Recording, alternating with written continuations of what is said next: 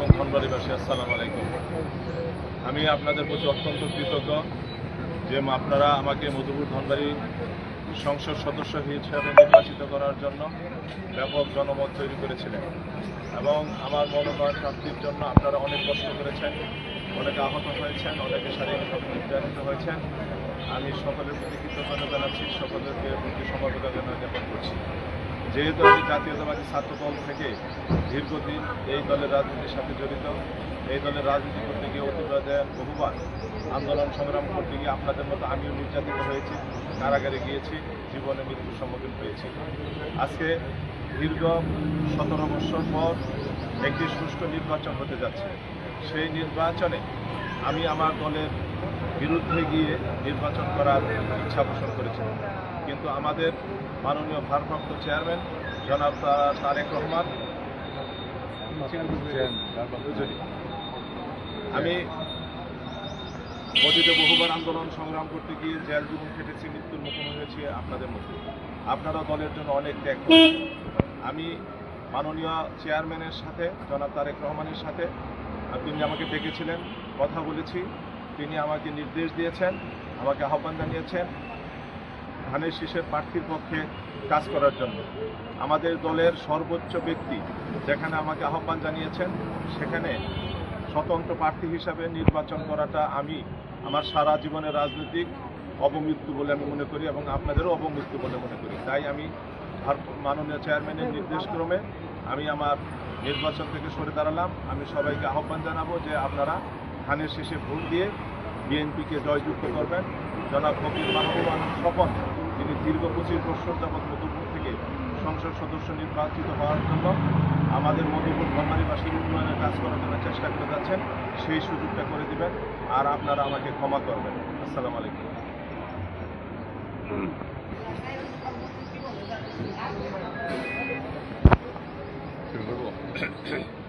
বিসমিল্লাহির রহমানির রহিম। ধন্যবাদ রব্বুল আলামিনকে, এবং একইভাবে আমি আমার অন্তঃস্থল থেকে দলের পক্ষ থেকে আমার নেতা চেয়ারপারসন তারেক রহমানের সাহেবের পক্ষ থেকে আমি অ্যাডভোকেট মোহাম্মদ আলী সহ অন্য নেতৃত্ব যারা আছেন, যারা আজকে ধানের শীষের জন্য মধুপুর ধনবাড়িতে কাজ করছেন বা কাজ করছিলেন, তাদের সবাইকে ধন্যবাদ দিচ্ছি যে মোহাম্মদ আলী সাহেব আমার নেতা তারেক রহমান সাহেবের কথা শুনে ওনার আহ্বানে আজকে উনি ধানের শীষের পক্ষে আজকে উনি ওনার পদপ্রার্থী প্রত্যাহার করেছেন এবং ধানের শীষের পক্ষে উনি কাজ করবেন আগামীকালকে থেকে। এই জন্য আমি আবারও আমাদের পক্ষ থেকে ধানের শীষের পক্ষ থেকে আমার নেতা চেয়ারপারসন খালেদা চেয়ারপারসন জনাব তারেক রহমান সাহেবের পক্ষ থেকে আমি ধন্যবাদ দিচ্ছি। আজকে মোহাম্মদের পক্ষে অনেক নেতাই কাজ করেছে। আজকে আনোয়ার হোসেনের কথা মনে হয়, আজকে জয়নাল আবেদিন ফারুক সাহেবের কথা মনে হয়, ওনাদের অনেক ত্যাগ ছিল। এই আইনুদ্দিনের কথা মনে হয়, অনেক ত্যাগ ছিল। রাজওয়ালের কথা মনে হয়েছে, অনেক অনেক ত্যাগ স্বীকার করেছে আজকে এই ধানের শীষের জন্য।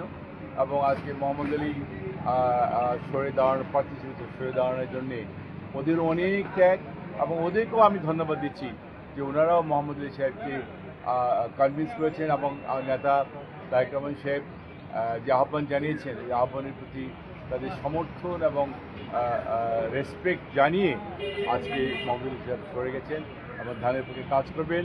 এবং আমি স্বপন ফকিরের হাতকে শক্ত করার জন্যে যাতে আগামীতে ধানের শীষ মধুপুর ধনবাড়ি থেকে জয় হয়, এটা আমি প্রত্যাশা করছি আজকে মোহাম্মদ আলীর কাছে।